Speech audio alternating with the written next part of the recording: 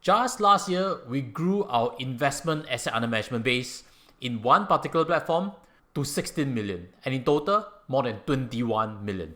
We've onboarded more than 40 clients as of last year, and each and every one of them actually bought with advice. Today, I'm going to help you understand two key questions. The first is, will clients actually buy financial planning advice in Singapore? I think this is rarely shared. And when I first came in the industry, I heard all the rumblings that clients will now pay fees. They won't want to buy advice.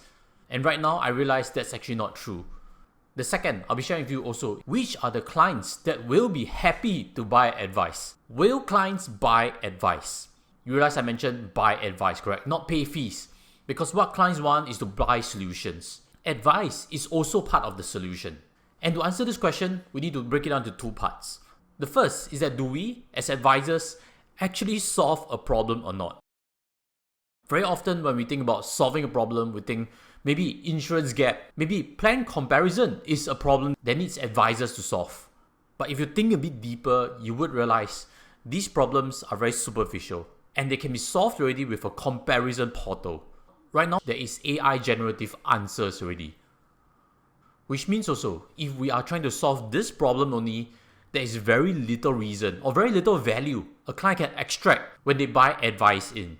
So if you understand this, you realize that the problem that you need to solve for clients must be of a certain degree of difficulty. It cannot be a generalized solution. It must be more of a personalized solution. It cannot be readily found online. It must be with respect to their particular situation. If the problem is hard to solve, clients will buy for advice. Take for example an architect. In designing a building or the conceptualization of it, you would realize there are many rules, many calculations, as well as many guidelines that needs to be adhered to. I'm not an architect, but I would expect that the solution of it cannot be readily found online. And in these situations, you realize that clients are very happy to buy advice. So refocusing back on the financial planning industry.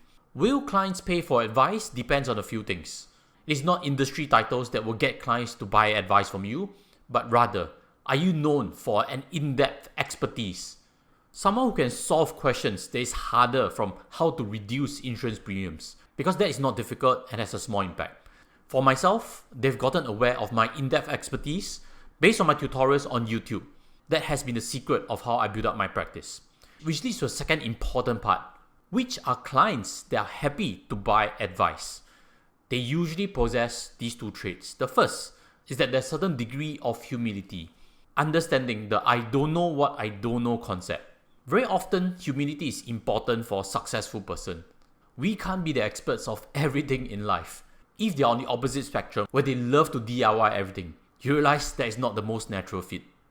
And the second key trait of which are clients that are happy to buy advice are those that are also happy to delegate. They understand this concept. If I hire right, it can save me time and the outcome is better. I repeat again, if I hire right by buying this advice from this expert that I believe in, it will save me time and it will give me a better outcome. Let me elaborate. Save me time means that the client understands that time is the most valuable resource. They know it for themselves and they respect it for you. Which means also, if I were to redesign my house, I will hire an interior designer to save me time in managing the entire construction and take the load away from me. Not just that, I also expect a better outcome with an interior designer that is qualified. Expecting an outcome that is better is natural for leaders who understand delegation. For my own children's studies, would I trust a teacher or would I hire a tutor? Absolutely yes. It's not that I don't know basic math, basic Mandarin, basic science. I know of this. I can teach also, but A, it will cost me time, and B, I can't teach as efficiently. I don't understand the newest methods of doing things. And to this point, I can share a bit of personal story. I've been learning a bit of coding with my son. And the reason I'm learning a bit of that is not because I want to teach him on coding. It's just so that I know enough to strike a conversation with him, to know his progress, to know exactly how to manage his path forward with his tutor on it. Hopefully you understand some of the concepts today. As always, smash the like button. And let me recap what are the key parts. The first is that will clients actually buy advice? Absolutely yes. In today's sharing, I'd like to dispel any myths in the direction. And the first step to that is to prove to clients that you are the expert, they can solve problems for them. The second is that which are clients that are happy to buy advice? They possess humility and they're willing to delegate.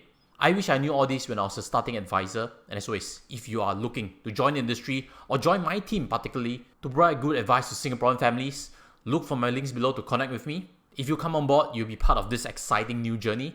And of course also, I'm looking for the right fit.